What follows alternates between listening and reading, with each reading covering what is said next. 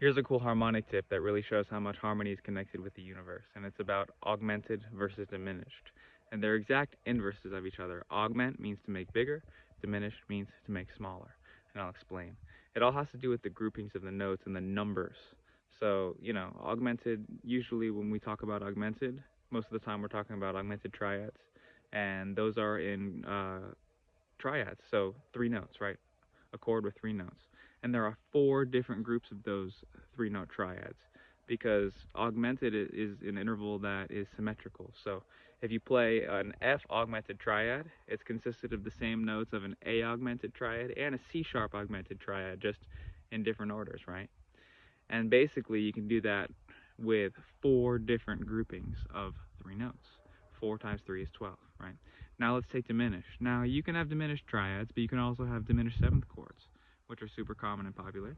And a diminished seventh chord is consisted of four notes, right?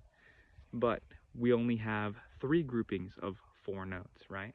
There are really only, three main diminished seventh chords, and because the diminished interval is also a symmetrical interval, you can do the same thing, just the opposite. So if we have a diminished chord that's A, C, E flat, G flat, for example, right?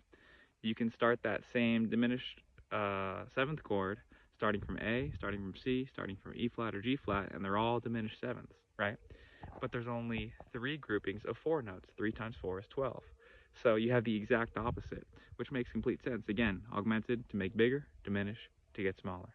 I know it's a bit complicated, but it's a really cool thing if you really want to dive into how augmented and diminished are exact inverses of each other. Woo!